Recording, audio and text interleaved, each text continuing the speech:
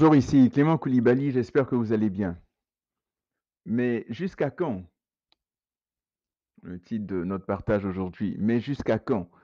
Dans le psaume 13, David répand son cœur devant le Seigneur. Voici ce qu'il dit. Seigneur, tu continues à m'oublier, mais jusqu'à quand? Tu me caches ton visage, mais jusqu'à quand? Tous les jours, je me fais du souci et mon cœur est rempli de tristesse, mais jusqu'à quand? Mon ennemi est plus fort que moi, mais jusqu'à quand? Seigneur mon Dieu, regarde, réponds-moi, éclaire mes yeux de ta lumière, sinon je vais m'endormir dans la mort, sinon mon ennemi va crier, je l'ai vaincu. Et si je tombe, mes adversaires seront fous de joie. Moi, je suis sûr de ton amour, mon cœur est joyeux parce que tu me sauves. Je veux chanter le Seigneur pour le bien qu'il m'a fait. Donc le psaume 13, versets 1 à 6, dans la version Parole de vie.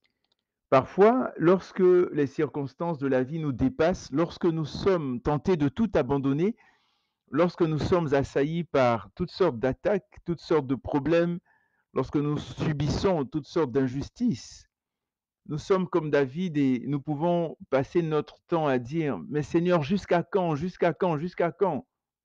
Mais la clé dans ce psaume, ce n'est pas les mais jusqu'à quand, même s'ils apparaissent à plusieurs reprises.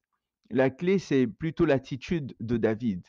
Il n'est pas resté là à s'apitoyer sur son sort, il n'a pas passé la suite de sa vie à fixer ses regards sur ses problèmes et sur ses nombreuses incompréhensions. Il a plutôt pris la décision, oui, il a pris la décision de fixer ses regards, ses pensées, ses attentes sur l'Éternel.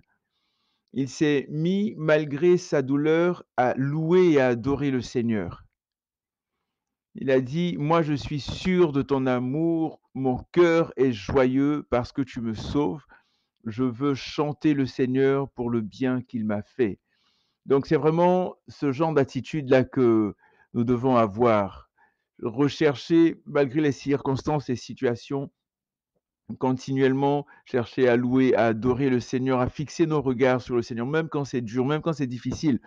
1 Corinthiens 10, 13, il est dit: «Aucune tentation qui vous est survenue, Dieu ne permet pas que la tentation qui vous survienne, que vous ne puissiez la supporter, mais dans la tentation, il vous donne le moyen d'en sortir. Il vous donne le moyen d'en sortir. Il nous donne le moyen de passer à travers. Donc il est là, il ne nous abandonne pas, il nous conduit, même dans les difficultés, même dans la tentation. Aucune tentation ne nous est survenue qui n'ait été humaine.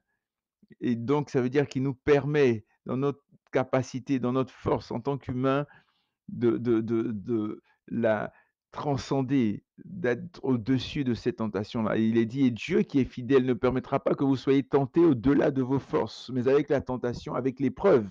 Donc c'est le même mot, avec l'épreuve, il vous donnera le moyen d'en sortir afin que vous puissiez la supporter. Donc, fixons nos regards sur le Seigneur, comptons sur lui. Oui, y aller jusqu'à quand les difficultés, ce n'est pas évident, mais Dieu est fidèle, il ne nous abandonnera pas. Il nous dit en Hébreux 13, je ne t'abandonnerai pas, je ne te délaisserai point. Donc soyez fortifiés, que Dieu vous garde, que Dieu vous bénisse. Et surtout, n'oubliez pas que Jésus revient très bientôt. Vraiment, fixons nos regards sur lui et surtout marchons par l'esprit et non par la chair. Au plaisir.